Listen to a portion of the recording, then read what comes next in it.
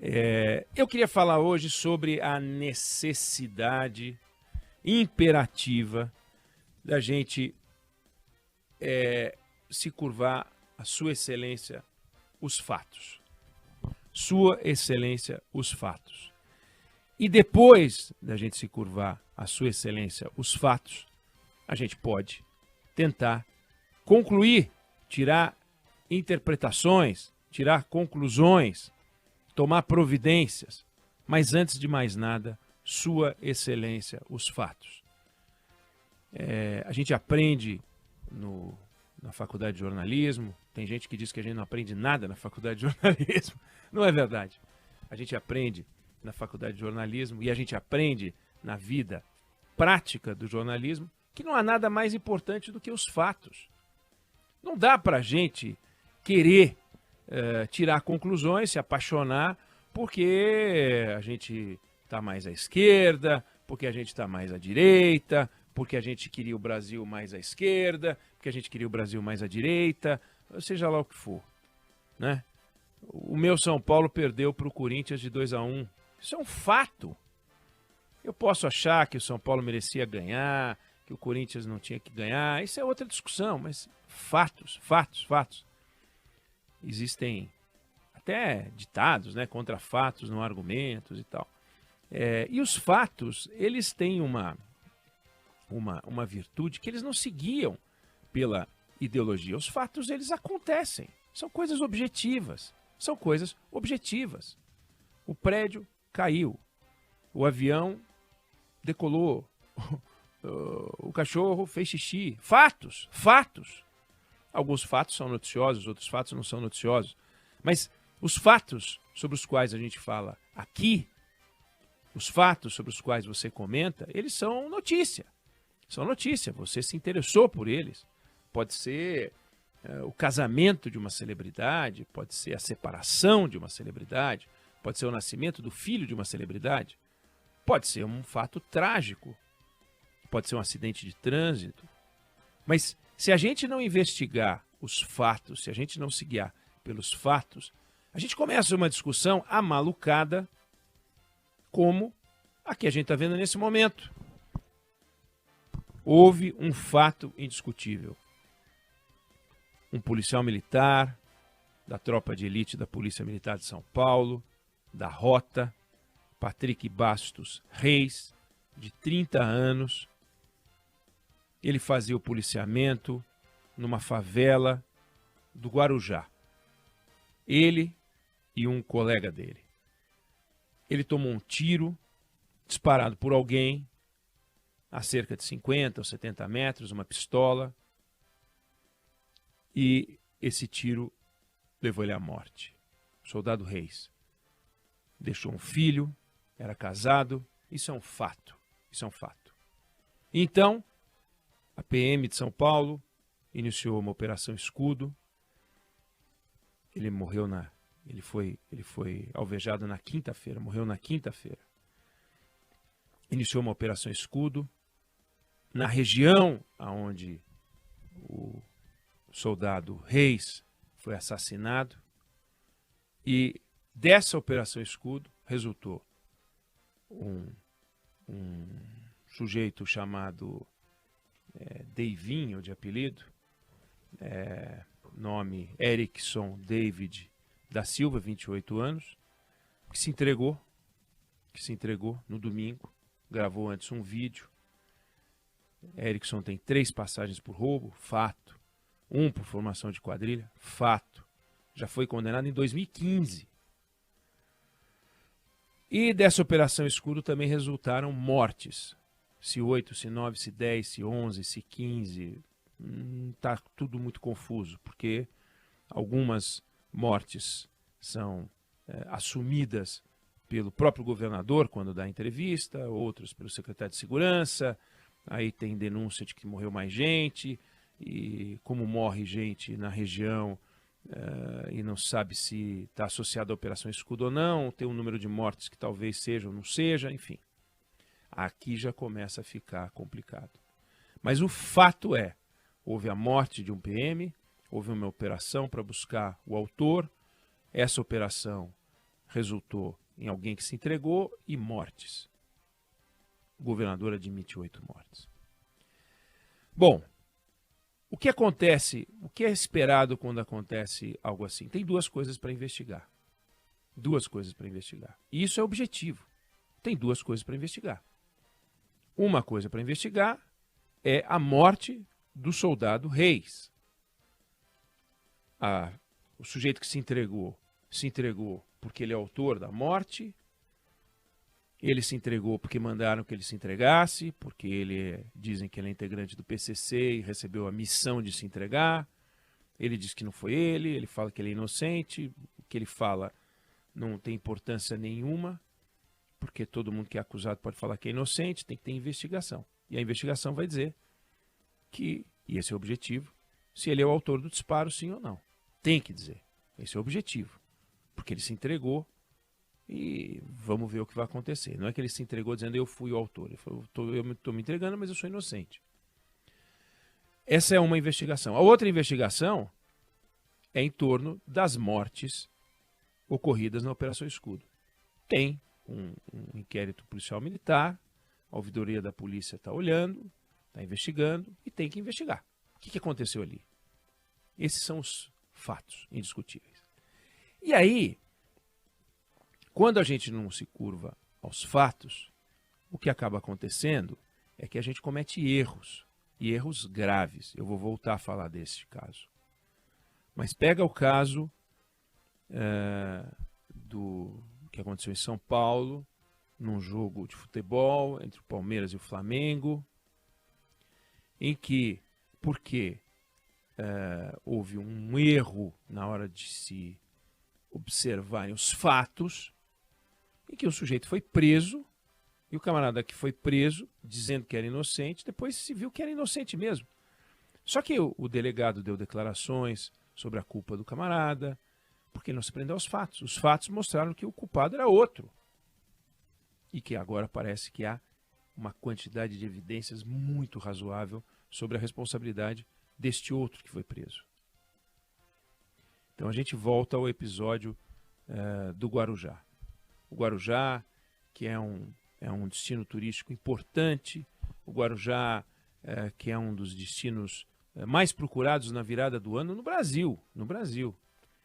Fica 1h30 de São Paulo, várias matérias a gente encontra, se você procurar sobre o que fazer no Guarujá, conhecida como Pérola do Atlântico, que já foi um destino turístico espetacular. Tem calçadão, tem ciclovia, tem fortes, tem fortaleza, tem passeios de todos os tipos. No entanto, de um tempo para cá, Guarujá ganhou as páginas policiais pelo aumento expressivo da criminalidade. Furto de veículo, neste ano, comparado ao ano anterior, 10 vezes mais. 10 vezes mais. Uma explosão de criminalidade. Subiu o furto, subiu o roubo, subiu tudo. Gangues de bicicleta para lá e para cá. Ninguém tem tranquilidade nos principais destinos turísticos do Guarujá. Tanto que uma comitiva da Prefeitura do Guarujá teve com o comando da Polícia Militar pedindo reforço policial. A Guarda Civil Metropolitana já recebeu um reforço, tem 370 homens, 380 homens, não é muita coisa. Mas é uma cidade de 300 mil habitantes, só que durante o verão chega a receber 1 milhão ou mais de turistas. E aí, cercada de favelas, 1/3 dos moradores mora em favela e a cidade vive uma explosão de criminalidade que ela não conhecia há 9 anos. O patamar de criminalidade. Até roubo a banco, que não tinha 9 anos, teve agora. Então, nesse ambiente estava lá o soldado Patrick Bastos Reis, soldado Reis. No patrulhamento ele é assassinado. Então, teve a Operação Escudo e aconteceu o que aconteceu. Aí, o governador de São Paulo, ele e o secretário de Segurança, Guilherme Derrite, vem a público para dizer o seguinte: os relatos de abuso policial não passam de narrativas. E o governador dizendo: não houve excessos. E vem o ministro da Justiça, que faz 1000 ressalvas na sua fala, Flávio Dino, aquele de quem a gente já falou várias vezes aqui, porque ele também fala o tempo inteiro sobre qualquer assunto, e se meteu a falar sobre esse assunto que não é da alçada dele. Não tem nada a ver com ele. E, no entanto, ele veio falar. O secretário de Segurança, Derrite, e o governador de São Paulo, que tem responsabilidade direta sobre o que aconteceu, deveriam pensar 2 vezes antes de falar o que falaram. E o ministro da Justiça, que não tem nada a ver com o assunto, deveria pensar 1000 vezes antes de falar, e falou. E disse que, entre outras coisas que ele disse, claro, precisamos esperar a apuração e tal, fez 1000 ressalvas, mas não resistiu. E disse, houve uma reação imediata que me parece ser, não parece ser proporcional ao crime que foi cometido. Como assim? Como assim o governador diz que não houve excessos? Como assim o secretário de Segurança diz que os relatos não passam de narrativas? Como assim o ministro da Justiça diz que houve uma reação imediata que não parece ser proporcional ao crime que foi cometido? Como é que eles sabem?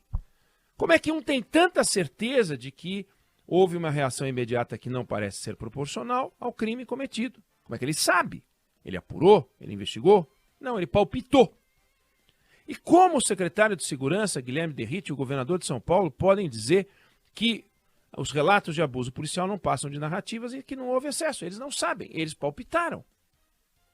E aí eu volto à questão, Sua Excelência, os fatos. Por quê? Qual é a dificuldade de dar uma declaração dizendo, por exemplo, no caso do governador de São Paulo, que ele tem plena confiança no trabalho da Polícia Militar de São Paulo e os relatos que ele recebeu não autorizam a falar em excesso, é diferente. Aí ele dizer não houve excesso.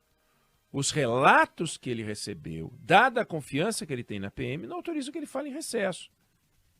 Mas que tudo será apurado e prontamente ele poderá voltar a falar sobre o que aconteceu. Qual a dificuldade de falar isso? Qual a dificuldade que o ministro da Justiça tem de assumir que ele não tem nada a ver com isso e não falar coisa alguma, simplesmente ficar calado quando perguntado, diz que não é com ele. Isso é com as autoridades militares, policiais militares e civis, e seja lá o que for, do governo de São Paulo. Mas não, é da corrente adversária, então ele não pode ficar quietinho e tem que falar que a reação imediata não parece ser proporcional ao crime. E se for proporcional ao crime? Aí ele vai voltar dizendo que não parecia, mas é proporcional? Por que não parece? Quais são os elementos que ele tem? As reportagens que saíram no jornal? 2 ou 3 entrevistas que foram feitas no calor do trabalho jornalístico, poucos dias depois do fato acontecido. Aliás, o fato acontecido está em curso, a operação Escuro está em curso. O bandido se entregou no domingo, nós estamos na terça-feira, e o ministro já sabe que a reação imediata não parece ser proporcional. O governador de São Paulo, Tarcísio Freitas, o secretário de Segurança, Guilherme Derrite, já sabem que os relatos de abuso não passam de narrativas e que não houve excesso. Que isso?